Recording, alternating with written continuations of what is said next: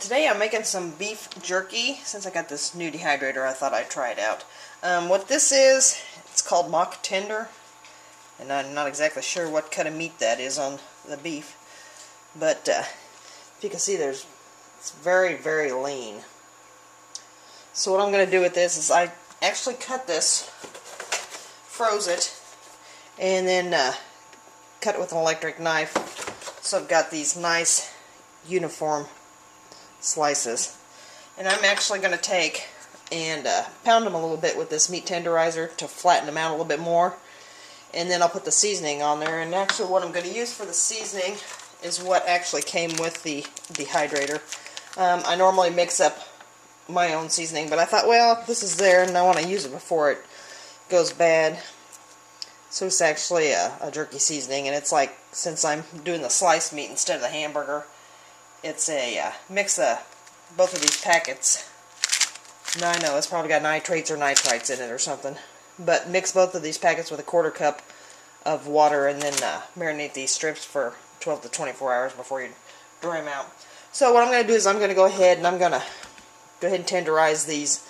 I'll probably mute that out because I'm sure it's going to be noisy. I'll kind of show you what I do to begin with, and then I'll just cut to when I'm finished, because I don't think you want to sit and watch me tenderize like 1.5 pounds of meat. Because like I said, this way and stuff, it's not quite so hard to eat. I did cut it across the grain, so it shouldn't be too bad as far as being chewy. But I just like to tenderize it just a little bit more. And I'll probably just use the coarse end of this. So I'll just pound it out just a little bit. Roughly, that just kind of breaks up the fibers of the meat and makes it not quite so chewy.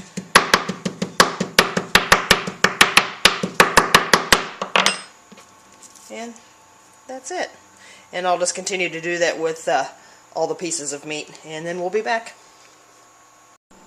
Okay, I got my meat all tenderized and pounded out. And another reason that I like to do this is because you can pound that meat out to a more consistent thickness, and your drying time will be a little more consistent.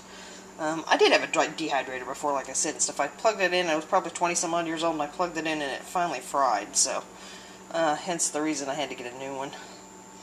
And here's the brine, or the flavoring, the seasoning and stuff. It was a little salty for my taste, so I did go ahead and add probably another 1/4 cup of water. So there's probably about 1/2 cup of water in this.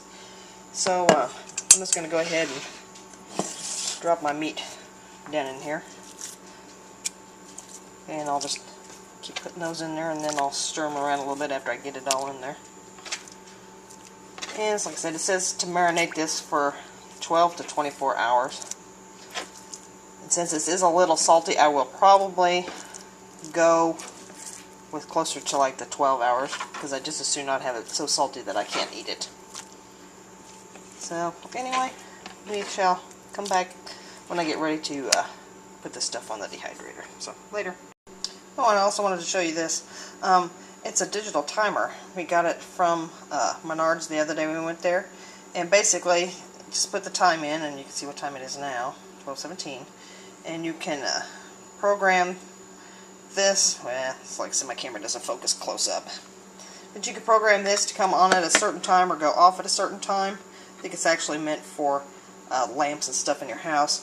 But I'm going to plug my dehydrator into that. So if something, say I put something in at 10 o'clock and it's supposed to dry for 6 hours, well, I'm not going to be awake at that time, and just soon not run it till it's crispy like potato chips. So this will shut the dehydrator off automatically. And I picked this up for $4 at Menards. It's, like I said, well worth the money, I believe. So anyway, just another one of my little gadgets. So I'll talk to y'all later. Bye.